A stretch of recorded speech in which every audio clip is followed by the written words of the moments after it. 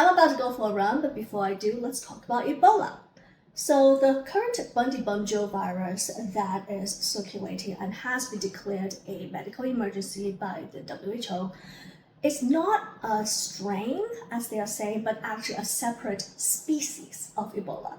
And the reason is that its genome differs from the Zaire virus by more than 30%, and that is significant enough to characterize it as a separate species. And that difference is a reason why the common PCR test that has been used was ineffective at picking it up. Real-time PCR testing that they were using targets a highly specific genome, more specific to the Zaire virus. So this means that laboratories have to use alternate methods of testing that might be less sensitive and also takes more time. Another clinical implication of this genomic difference is that it mostly differs on the surface protein and the VP35 virulence factor. And that means the common treatment as well as vaccines for Ebola doesn't work.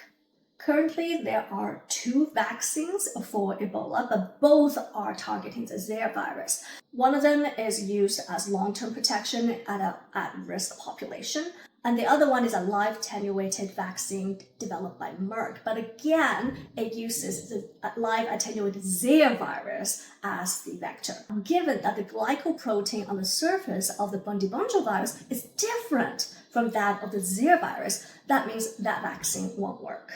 But here's some good news, which is that the Bundibungyo virus also has lower case fatality compared to the Zaire virus. The Zaire virus has around 90% case fatality rate, whereas with the Bundibungyo, it's around 40%. It's still a very high number, of course, but given that Ebola is transmitted through bodily fluid, it means that it's not airborne, and so you don't have the potential for a global pandemic, unlike SARS and COVID. So typically, people start experiencing symptoms about 5 to 8 days after they were exposed to an infected individual. And generally, they're not contagious before symptoms start. Once symptoms start, they have 2 distinct phases, the dry phase and the wet phase. The dry phase is a little bit non-specific because it'll just manifest as fever, aches, pains, kind of like your average flu. And then it progresses onto the wet phase, which is characterized by things like diarrhea, vomiting, etc. And in 40% of the patients, they may develop hemorrhagic fever. So that means that they start bleeding. You may see bruising, bleeding from, for example, the corners of your eyes, gums, under the skin, etc. But since only 40% of patients who have Ebola will have this hemorrhagic aspect of the disease, that means that time can go by without people realizing that there is an Ebola outbreak, because people will generally have like nausea, vomiting, diarrhea, fevers and aches, which can look a lot like other diseases such as cholera.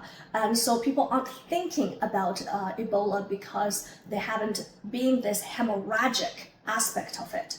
And because the real-time PCR test that has been used on the field does not work for the Bundibungyo virus, that is why there's such a big discrepancy between the suspected case number and the confirmed case number.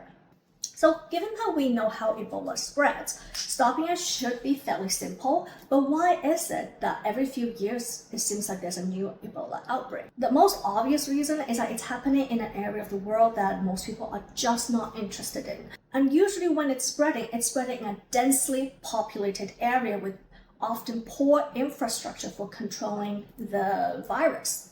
In addition, healthcare workers are disproportionately affected by Ebola. At a place that you already have poor infrastructure and poor health system with very limited resources, you're straining already strained healthcare system.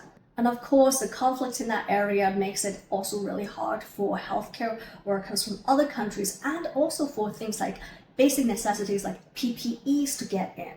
With that being said, I hope this highlights the importance of global surveillance and public health. My name is Vicky, I am a pharmacist. Follow me for more.